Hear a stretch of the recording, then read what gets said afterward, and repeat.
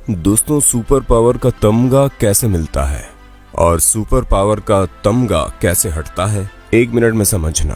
1956 के पहले ब्रिटेन दुनिया का सुपर पावर माना जाता था। 1956 में ब्रिटेन ने एक दूसरे देश के साथ मिलकर स्वेज कैनाल पर कब्जा करने की कोशिश की, लेकिन ईरान ने उसको विफल कर दिया और अमेरिका ने ब्रिटेन को वार्निंग दी कि आप तुरंत वो जगह खाली कर दो। ब्रिटेन को पैर पीछे हटाने पड़े। ब्रिटेन की दुनिया भर में खूब मानहानि हुई और उस वक्त के बाद धीरे धीरे करके ब्रिटेन का सुपर पावर का तमगा चला गया। आज यही अमेरिका के साथ हो रहा है। आज अमेरिका एक सुपर पावर है, लेकिन 2015 में जब इबोला आया था, उस वक्त अमेरिका ने बहुत सारे देशों को मिलकर एक सपोर्ट ग्रुप बनाया था और उस क्राइसिस से दुनिया में लड़ने के लिए लीड किया था। आज अमेरिका कहाँ है? आज डोनाल्ड ट्रंप की लीडरशिप में अमेरिका चुपचाप अपना घर संभालने बैठ रहा है, या यूं कह ले कि वो अपना घर भी ठीक से संभाल नहीं पा रहा। और यहाँ चाइना एक बहुत बड़ा कूटनीतिज्ञ प्लान कर रहा है। आइए मैं आपको कुछ इंटरेस्टिंग आंकड़े बताता हूँ। ऐसी केस स्टडी आपने देखी नहीं होगी। आज यहाँ एक स्ट्रेटेजिक थिंकर के रूप में, एक विजनरी के रूप में, एक बिजनेस कोच के रूप में मैं आपसे कहना चाहता हूँ, इस कोरोना वायरस के बाद चाइना और शक्तिशाली होकर उभरेगा।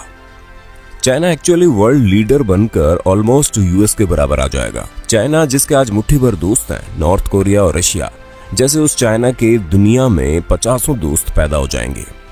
अधिकांश बिजनेस कोच सिर्फ पोस्टमार्टम करते हैं, जो हो गया उसके बाद बताते हैं। हम आपको होने से पहले ही बता रहे हैं, और यदि ये सच नहीं हुआ तो हम आपके तमाम ताने सुनने के लिए तैयार हैं। तो अब ये लाइन पहले समझ लीजिए, now world will take what China will make. अब दुनिया वो लेगी जो चाइना बनाएगा। और मैं आपको सिलसिलेवार तरीके से बताने जा रहा हूं, सरप्राइजिंग तरीके से बताने जा रहा हूं कि कैसे चाइना वर्ल्ड लीडर बनेगा। दोस्तों, अमेरिका इस वक्त अपना घर संभाल रहा है, या वो चुपचाप दुनिया भर में, चाहे वो पेरिस समझौता हो या फिर कोई और समझौता, सबसे धीरे धीरे अपना कदम पीछे खींच रहा है और धीरे धीरे वर्ल्ड लीडर के स्टेटस से नीचे आता चला जा रहा है। उसकी बात अब उतनी नहीं सुनी जाती, उसकी रिस्पेक्ट धीरे धीरे दुनिया में कम हो रही है। बीजिंग ने ये देख लिया है और बीजिंग एक नई रणनीति पे काम करना स्टार्ट कर चुका है, तो acquire world leadership after corona virus. लेकिन बीजिंग ये कर कैसे रहा है? बीजिंग कोरोना वायरस को हराने की अपनी विक्ट्री को दुनिया भर में प्रेजेंट कर रहा है।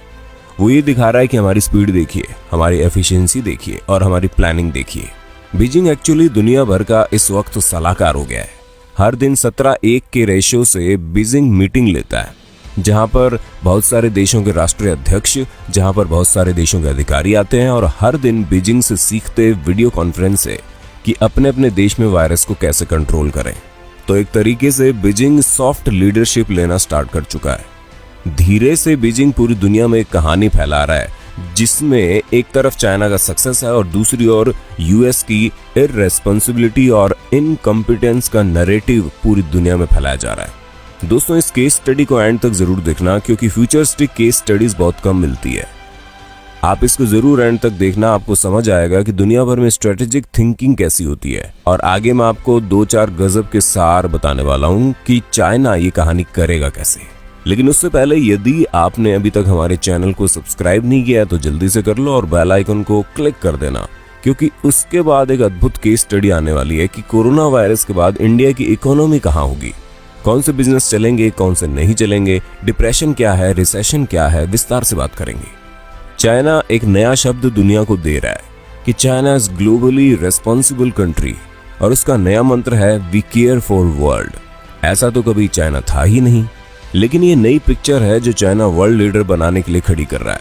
इसके कुछ उदाहरण आपको बताने जा रहा हूँ। इटली की मदद। जब इटली में त्राही त्राही मच गई और सारी तरफ वो अपील करता रहा कि मुझे कोई किट दे दो, मुझे कोई वेंटिलेटर दे दो, मुझे कोई मास्क दे दो, मुझे कोई रेस्पिरेटर दे दो, कोई यूरोपियन देश आगे नहीं आया। लेकिन चाइना ने क्या किया? चाइना ने पब्लिकली कमिट किया 1000 ventilator, 2 million mask, 1 lakh respirator, 20,000 protective suit और 50,000 टेस्ट किट। और ये करते ही पूरे इटली में चाइना की वाहवाही हो गई। थोड़े दिन पहले इटली में चाइना का विरोध हो रहा था, क्योंकि चाइना एक एक करके वहां के कंपनीज को धीरे से खरीद रहा था, क्योंकि इटली की इकोनॉमी कई साल से धराशायी हो चुकी है और चाइना धीरे धीरे वहां पर कब्जा कर रहा है। एक ग्लोबल लीडर की तरह जो रोल अमेरिका को निभाना चाहिए था, उसकी जगह चाइना ने निभाया, 2.5 लाख मास्क और medical kits. Medical team Iran को भेजी और सर्बिया को भी भेजी। तो सर्बिया के प्रमुख डायलॉग क्या देते हैं कि यूरोपियन नेशन से जो दोस्ती है वो केवल परिकथ है, इस वक्त असली दोस्त दुनिया का चाइना है। तो दोस्तों, कब लोगों के दिमाग में धीरे धीरे बदल जाएगा और अचानक चाइना एक नोबल नेशन हो जाएगा, हेल्पिंग नेशन हो जाएगा, पता ही नहीं चलेगा। नहीं मानते? याद कीजिए, इंडिया का पहला दोस्त कौन है? रशिया। इंडिया का सबसे बड़ा विरोधी कौन था? अमेरिका। आज अमेरिका इंडिया का सबसे बड़ा दोस्त हो गया है। मोदी जी उसको गले लगाए जा रहे हैं। हमको भी अचानक अमेरिका सबसे बड़ा दोस्त लगने लग गया। कहीं चाइना भी इसी राह पर तो नहीं चल रहा? यस, चाइना भी इसी राह पर चल रहा है। चाइना एक ऐसी कंट्री है जहां पर कोई भी कंपनी, कोई भी व्यक्ति शासन की बात नहीं डाल सकता। तो चाइना ने क्या किया? पूरे इंडस्ट्रियल लिस्ट को काम पे लगा दिया। चाइना का सबसे फेमस इंडस्ट्रियल लिस्ट कौन? Jack Ma, owner of Alibaba. Alibaba के थ्रू चाइना ने एक शानदार काम किया। अफ्रीका के 54 देशों को, जिस पे कोई ध्यान नहीं दे रहा, 54 देशों में हर देश को 20,000 टेस्ट किट और 1 लाख मास्क भेज दिए। अब बोलिए, वो 54 देश किसको सलाम करेंगे? ये काम पहले यूएस किया करता था, अभी यूएस चुपचाप बैठा है और चाइना सबके दिलों में घुस रहा है। इसलिए मैं कह रहा हूं कि चाइना वर्ल्ड लीडर बनेगा। और वो वायरस मैन मेड है कि वो वायरस नेचुरल है, वो वुहान से आया कि नहीं आया, इस पर हमने बहुत बड़ी केस स्टडी की है। इसी चैनल में मिल जाएगी, आपको जरूर देखना। बीजिंग सारी दुनिया को यह संदेश दे रहा है कि यदि आपको कोरोना वायरस से लड़ना है तो चाइना से आपको दोस्ती करनी पड़ेगी। और हम तो दोस्ती करने के लिए तैयार हैं, आपसे गले लगने के लिए बैठे हैं। प्लीज हमें मौका दो। और कोरोना वायरस में चाइना से दोस्ती जरूरी है। एक क्षण के लिए देखते हैं कि कोरोना वायरस से बचने के लिए लगता क्या क्या है। पहला, सर्जिकल मास्क। तो चाइना वॉर टाइम प्रोडक्शन, युद्ध लेवल पर जो प्रोडक्शन करते रहे हैं ना, 10 गुना अपना प्रोडक्शन कर चुका है। और पूरी दुनिया को चाइना इस वक्त मास्क सप्लाई कर रहा है। और इसके बीच वर्ल्ड लीडर जो यूएस है, उसके पास अपने लोगों को पहचानने के लिए मास्क नहीं है। कोरोना वायरस से लड़ने के लिए N95 रेस्पिरेटर्स की जरूरत होती है। चाइना की होशियारी देखिए, 50% N95 रेस्पिरेटर्स इस वक्त दुनिया में चाइना बना रहा है। उसने अपने यहाँ काम करने वाली फॉरेन कंपनीज को भी ये कंपलसरी कर दिया है कि आप यहाँ पे रेस्पिरेटर्स बनाएंगे और सरकार को बेचेंगे, और सरकार ये तय करेगी कि दुनिया में कहाँ भेजना है। अब यदि बीजिंग को वर्ल्ड लीडर बनना है तो जिस देश से उसको दोस्ती गांठनी है, जिस देश के नेचुरल रिसोर्स पर उसको कब्जा करना है, जिस देश में स्ट्रैटेजिक रिलेशनशिप क्रिएट करनी है, उनको वो रेस्पिरेटर देगा। तो स्ट्रैटेजिक थिंकर के रूप में कहूं तो एक्चुअली ये रेस्पिरेटर फॉरेन पॉलिसी टूल के रूप में इस्तेमाल हो रहा है। अब जब चारों ओर कोरोना वायरस फैलेगा, लोग बीमार पड़ेंगे, तो उनको और कई सेकेंडरी इन्फेक्शंस होंगे। सेकेंडरी इन्फेक्शंस को ट्रीट करने के लिए आपको कुछ दवाइयां लगेंगी। मजे की बात है कि दुनिया में 90% दवाइयों में चाइना का कोई ना कोई कंपोनेंट लगता है, क्योंकि चाइना बल्क ड्रग में दुनिया का सबसे बड़ा मैन्युफैक्चरर है। और चाइना के विपरीत आज के राजा यूएस को देखते हैं। यूएस की स्थिति आज ये है कि वहां पर सिर्फ 1% मास्क और रेस्पिरेटर है एंड ओनली 10% वेंटिलेटर है। इस पैंडेमिक से डील करने के लिए, एपिडेमिक से डील करने के लिए, बाकी के लिए यूएस को, महाराजा को चाइना शरणम गच्छामी होना पड़ेगा, या फिर अपने यहाँ डोमेस्टिक प्रोडक्शन को बढ़ाना पड़ेगा, जो कि अचानक से नहीं बढ़ता। और खास बात यह है कि कंज्यूमिंग नेशन होने की वजह से यूएस में 95% एंटीबायोटिक बिना चाइना के बन ही नहीं सकते। तो आइए देखते हैं इस पूरी कहानी का सार क्या है। इस वक्त चाइना बेहिसाब लोन देगा और चाइना पैसे भी नहीं मांगेगा देशों से, और 50 देशों को वो अपने लोन तले दबा लेगा।